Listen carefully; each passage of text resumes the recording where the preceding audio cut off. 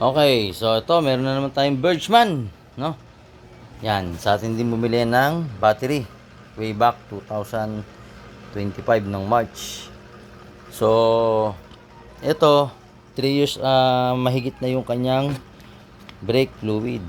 So, hindi porke ganyan ng kulay, okay. So, alam ko naman ng palitin na. So, magre-rebleed ako ng brake fluid. Tapos, ito, binaklas ko na yung throttle body. Yan. So, yan, lilinisin ko rin yan, no? Kita nyo, dumi. Yun, no? Yan, madumi. Yan, no? Yan. Tatanggalin natin yung carbon yan.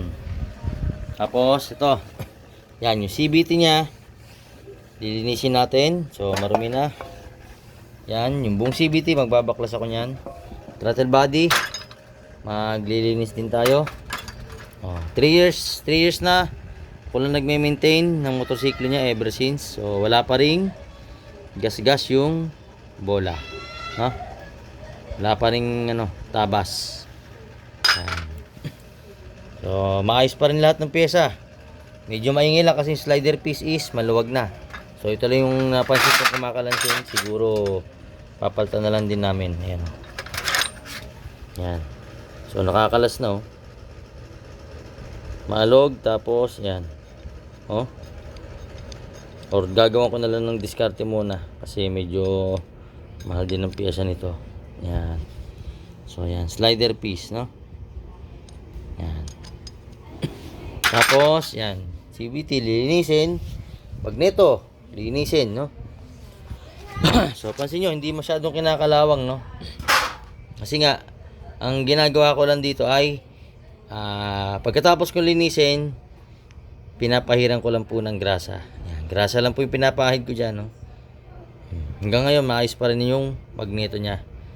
So, nasa inyo naman paano nyo alagaan. Then, yung sa muffler sensor, ayan, yung air sensor, lilinisin din to. Kasi marumi na. Ayan. Yan. Yan, marumi na, no? Linis muna. Tapos, yan, punta tayo dito sa kanyang brake. Yan. So, binaklas ko na, no? Okay pa rin yung brake. Yung drum brake yan sa likod. So, baklas. So, linis, no? Original pa po yan, no? Suzuki. So, hindi ko pa papalitan kasi nga buo, makapal, oh. Sobrang kapal pa. Ang technique lang is para hindi umingay, saka ma-maintain yung malakas ang preno at hindi mag-stack up. Ito. Kalasin nyo to. Yan, oh. Kalasin nyo yan, linisin nyo. Yan, lagi kong sinasabi yan. Para yung drum brake nyo, ma-maintain yung malakas ang preno at the same time, hindi nag-i-squeaky sound pag nagpe-preno kayo, saka hindi nag-i-stack up. Kaya napapansin nyo, kahit bagong palit na kayo ng brake shoe, nag-i-stack up pa rin. Paano? Ito, hindi nyo nilubricant. Yan, bubuksan nyo po ito. Yan, oh. Tatanggalin nyo lang yan, kinalas ko na. Bali, babaklasin ko na lang, tapos yun nga, ileregris ko yung loob, linisin ko, tapos yun. Ayusin ulit natin, ibabalik natin ulit lahat yan. Tapos syempre, dapat pati yung mags, linisin nyo. Ariku. Yan, ito. Linisin natin, no? Puro pulbo. Yan. Yan. Linisin po natin yan na maayos bago natin ibalik, no? Kasi gagamitin na ulit tong daily pamasok. So, yung tropa natin syempre, alam niyo naman ako. Yan. Yung chassis, linisin natin yan. No? Wala pang tagos yung motor, tapos yan yung magneto, malinis na malinis pa rin. No? So, yun. So, tamang alaga lang talaga, no? Mas maganda kasi pag isa lang mekaniko mo, isa lang nag-aalaga. So, isipin nyo, once a year lang magpapamaintenance, oh. Tapos, change oil ko na rin, saka gear oil. Saka, magpapalit kami ng fuel filter, kasi 3 taon na po siya, no? 3 years na. So, kailangan na palitan. Papalit kami ng fuel filter, saka ng air filter. At ito'y dry na, ayan, oh. Mukha lang malinis, pero pag sinilip nyo, ayan, dry na siya, no? Ayan, maitim na. So, palitin na po siya, ayan, oh. Yan na po yung kulay niya. Mukha lang yan. Pag pinatay ko yung ilaw, Yan. Maitim po talaga siya. Ayan. So, yan yung itsura niya. Okay? So, yun, no? PMS. So, PMS na halos anin ko. Ayan. Ganito yung PMS na sinasabi ko. Inuulit ko. Hindi po lahat pare-parehas ang PMS, no? Depende po yan sa motorsiklo kung anong pangangailangan. Tulad nito, wala pa rin tagas yung makina. Hindi pa rin kailangan buksan kasi nga low odo. Ibig sabihin mababa lang ang odo. Ngayon lang tataas ang odo nito kasi gagamitin niya ng pang service sa trabaho. So, yun, kailangan na ulit i-maintenance. Naka 1 year naman na mahigit. So, yan. I-maintain ko lang ulit at linisin. Tapos yun na. So, hindi nyo kailangan magpa FI cleaning kung alaga po kayo sa fuel filter. Pakatandaan nyo po yan ha. Saka wag po kayo magkakabit ng local. Original po lagi. Iba po yung quality ng original versus dun sa aftermarket. Tandaan nyo po yan. Pag nasira po ito, yan. Malaking disgrasya abutin nyo. Then, sa ISC, yan. Ito, nilagyan ko na yan ng goma sa loob so hindi na yan naglolo ko. So, yun yung mga ginawa ko rito. Kaya hanggang ngayon, buong buto, matino, maayos. Ultimo yung clutch, oh. Makapal pa rin. So, pero mamaya, checkin pa rin natin yung loob niyan. Kasi bubuksan ko lahat yan. At kakalasin, no? Ayan, oh. So, 1 taon na, no? Malinis, no? Hindi overfeed sa grasa. Saktong-sakto lang yung pagkagrasa natin. So, yun lang muna. At, baka nyo lang at tatapusin ko na muna tong paglilinis at bukas kukunin to ni Bossy. Alright.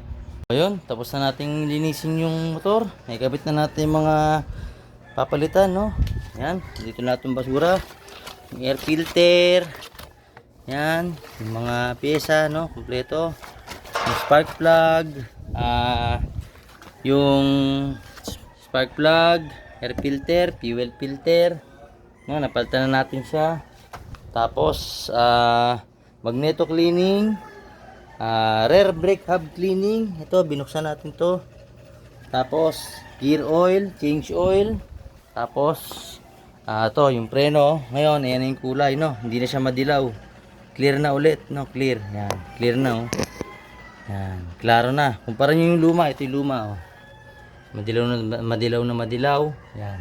So, sa pagbi-bleeding, kailangan naka-open doon. Tapos, meron kayong nakaabang dito habang nagpipiga kayo mano-mano. Habang lumalabas yung luma, huwag nyo nga hayaang ma-empty to. Magsasalin kayo na magsasalin.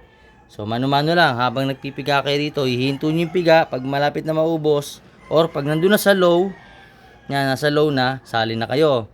Para hindi kayo magkaroon ng hangin yung hose papuntang brake, no? Para hindi sisingaw. So, yan. Malinis na rin yung kanyang chassis. Yan. Nalinis na natin. No? Kompleto na. Okay? So, after nito, i-assemble ko. Then, testingan na. Then, pwede nating soli sa may-ari. Alright. Bergman po ito, ha. PMS. Ito yung PMS na full PMS na hindi ginalawang makina. Okay? Alright.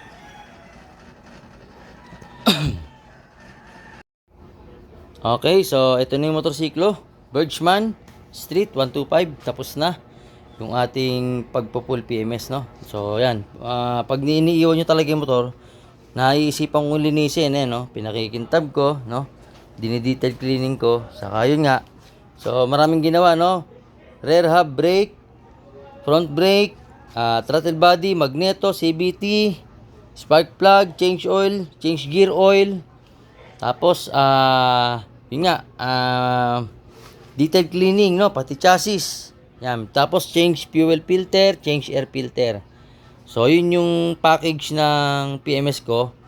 So Bergman po ito, ha, Bergman. Depende po sa motorsiklo saka sa gagawin. Okay? Ang PMS po is hindi kasama yung makina. Ibig sabihin hindi kasama yung pagtatap overhauling or yung pagbibiyak ng makina. So iba yung ang problema ron. Ibig sabihin po nun, for maintenance na po yung motorsiklo. So, ito, testingin natin yung Bergman. On natin. Yan. Alright. Yun. Tapos, start natin. 6:00 na ng hapon. Iyon, oh. Kitang-kita, oh. Okay, walang error. Walang error sa dashboard, no? Check natin. Then, i-hazard natin. Ako rin naglagay ng hazard nito. Yan.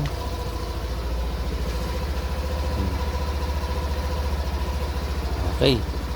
Ito yung last time na nabasag ko yung tawag dyan. Yung itong ano